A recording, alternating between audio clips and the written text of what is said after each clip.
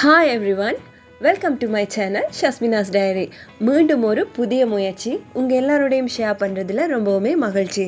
இன்றைக்கி நாம் எல்லாரோட all time favourite mini egg bun எப்படி செய்யலாம்னு தான் பார்க்க போகிறோம். இது நல்லா சமைக்க தெரிஞ்சவங்க மட்டும் இல்லை, ஈவன் பிகினர்ஸ் கூட ரொம்ப ஈஸியாகவே செஞ்சிட முடியும். இதுக்கு ஓவன், சீஸ் இப்படி எதுவுமே தேவை கிடையாது. வீட்டில் இருக்க பொருட்களை வச்சு ரொம்ப ஈஸியாகவே செஞ்சிடலாம். இந்த ஈஸியான மினி பன்னை அப்படி செய்யலாம்னு பார்க்கலாம் வாங்க. முதல்ல இதுக்கு ஒரு பவுலில் ஒரு கப் அளவுக்கு கோதுமை மாவு எடுத்துக்கொள்கிறேன். இதோட அளவு பார்த்தீங்கன்னா 250 கிராம். இப்போ இது கூட நான் 1 டீஸ்பூன் அளவுக்கு ஈஸ்ட் சேர்த்துக்கொள்கிறேன். அண்ட் இது கூடவே 1 டீஸ்பூன் அளவுக்கு சீனியும் சேர்த்துக்கொள்ளுங்க. அதோட தேவையான அளவு உப்பு சேர்த்துக்கொள்ளுங்க. நான் 1/2 டீஸ்பூன் அளவுக்கு உப்பு சேர்த்துருக்கேன். சேர்த்து இதை நல்லாவே கலந்து விட்டுக்கொள்ளுங்க. கலந்ததுக்கு அப்புறமா வெதுவெதுப்பான தண்ணி சேர்த்து இதை கொஞ்சமாக பிசைஞ்சு எடுத்துக்கொள்ளுங்க. அதாவது நம்ம நகைச்சூடுன்னு சொல்லுவோம் இல்லையா, அதாவது கை பொறுக்கிற அளவுக்கு சூடு இருக்கணும். ரொம்ப கொதிக்கிற தண்ணி சேர்த்திங்கன்னா நம்ம சேர்த்த ஈஸ்ட் ஆக்டிவ் ஆகாது. இப்போ இந்த மாவில் தண்ணியை கொஞ்சமாக சேர்த்து ஒரு 2 நிமிஷம் நல்லாவே பிசைஞ்சு எடுத்துக்கொள்ளுங்க. ஸோ அப்போ தான் நம்ம செய்ய போகிற மினி எக் பன் ரொம்பவே சாஃப்டாகவே நமக்கு கிடைக்கும். இப்போ பார்த்தீங்கன்னா இது கைகளில் ஒட்டாத அளவுக்கு இந்த மாதிரி பிசைஞ்சு எடுத்துக்கொள்ளுங்க. இப்போ இந்த மாவை எந்தவித வெடிப்புகள் இல்லாத மாதிரி ஒரு ஸ்மூத்தான போலாக இதை உருட்டி எடுத்துக்கொள்ளலாம்.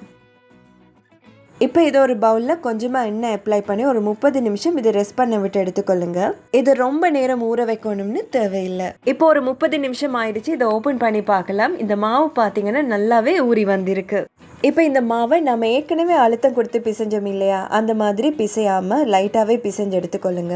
இதை அழுத்தி பிசைஞ்சோம்னா இதோட சாஃப்ட்னஸ் போயிடும். ஸோ இதை லைட்டாகவே நீட் பண்ணி எடுத்துக்கொள்ளுங்க. இப்போ ஒர்க்கிங் ஏரியாவில் லைட்டாக மாவு டஸ்ட் பண்ணி விட்டு இந்த மாவை சேர்த்து லைட்டாகவே உருட்டி எடுத்துக்கொள்கிறேன். இதை அழுத்தி தேய்ச்சோம்னா பன்னோட பேஸ் சாஃப்டாக இல்லாமல் ரொம்பவே ஹார்ட் ஆகிடும். ஸோ இதை இந்த மாதிரி சாஃப்டாகவே ரோல் பண்ணி எடுத்துக்கொள்ளுங்க. இப்போ பாருங்கள், இது இந்தளவு திக்னஸில் பரப்பி எடுத்துக்கொள்ளுங்க. இதுக்கப்புறமா நம்ம ரோல் பண்ணி வச்சுருக்க இந்த மாவை இது மாதிரி ஒரு ரவுண்ட் ஷேப் வச்சு கட் பண்ணி எடுத்துக்கொள்கிறேன்.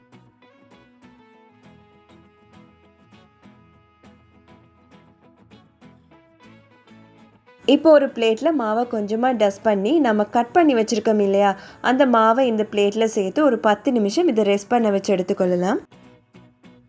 10 நிமிஷம் ஆனதுக்கப்புறமா இதை ஓப்பன் பண்ணி பார்க்கலாம். இது நல்லாவே டபுள் சைஸ் ஆகி வந்திருக்கு. இப்போ இந்த ரவுண்ட் ஷேப் எல்லாத்தையுமே இந்த மாதிரி உங்கள் விரலை வச்சு நல்லாவே டெப் பண்ணி விட்டுக்கொள்ளுங்க.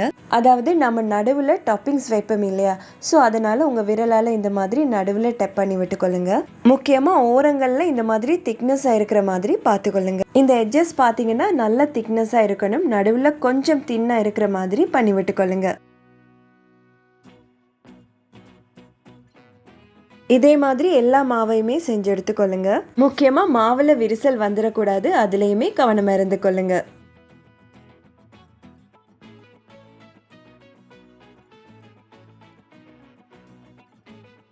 இப்போ இந்த டைமில் இந்த மினி எக் பன்னுக்கான டாப்பிங்ஸை ரெடி பண்ணிக்கொள்ளலாம். இதுக்கு 2 முட்டை உடைச்சி இந்த மாதிரி நல்லாவே பீட் பண்ணி எடுத்துக்கொள்ளுங்க.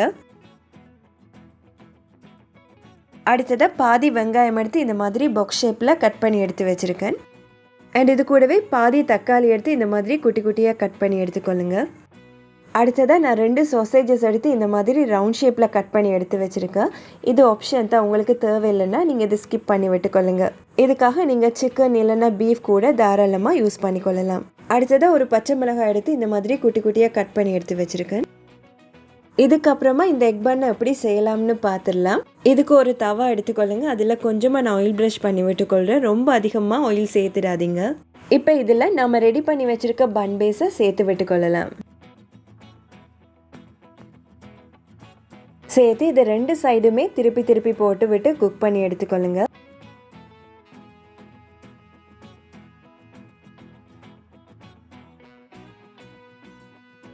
இப்போ பார்த்தீங்கன்னா இது வந்து நல்லாவே கலர் சேஞ்ச் ஆகி வந்திருக்கு.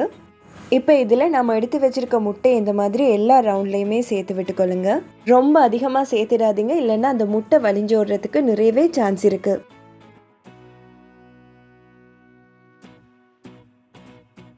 சேர்த்ததுக்கு அப்புறமா இதில் கொஞ்சமாக உப்பு சேர்த்து விட்டுக்கொள்ளுங்க.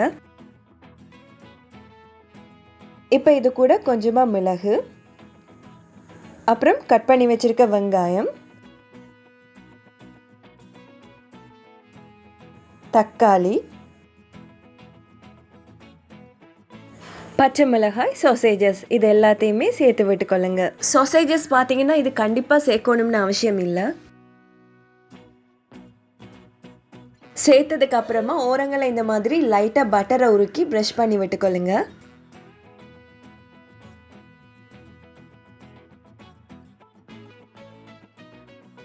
இப்போ இதுக்கு மேலே கொஞ்சமாக சில்லி ஃப்ளேக்ஸ் தூவிக்கொள்கிறேன்.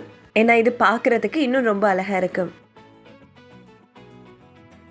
இப்போ இது எல்லாத்தையுமே சேர்த்து மூடி ஒரு 5 நிமிஷம் வேக வச்சு எடுத்துக்கொள்ளலாம். 5 நிமிஷம் ஆனதுக்கு அப்புறமா இதை ஓப்பன் பண்ணி பார்க்கலாம். இதை பார்த்தீங்கன்னா இது நல்லாவே வெந்து வந்திருக்கு. இப்போ இதை நாம வெளியில் எடுத்துடலாம். ஸோ அவ்வளவுதான், நம்மளுடைய மினி எக் பன் சூப்பராகவே ரெடியாகி வந்திருக்கு. நீங்களே பாருங்க, பார்க்கும்போதே எவ்வளவு கலர்ஃபுல்லாக இருக்குன்னு. அதே மாதிரி டேஸ்ட்டுமே ரொம்ப சூப்பராக இருக்கும். இதுக்கு நாம ஓவன் சீஸ்னு எதுவுமே யூஸ் பண்ணல. எக்ஸாக்டாக பேக்கரியில் கிடைக்கிற மாதிரி அதே டேஸ்ட்லேயே இந்த மினி பன் நமக்கு கிடைக்கும். கண்டிப்பாக நீங்களும் இதே மெத்தடில் ட்ரை பண்ணி பாருங்கள். சின்னவங்க ரொம்ப என்ஜாய் பண்ணி சாப்பிடுவாங்க.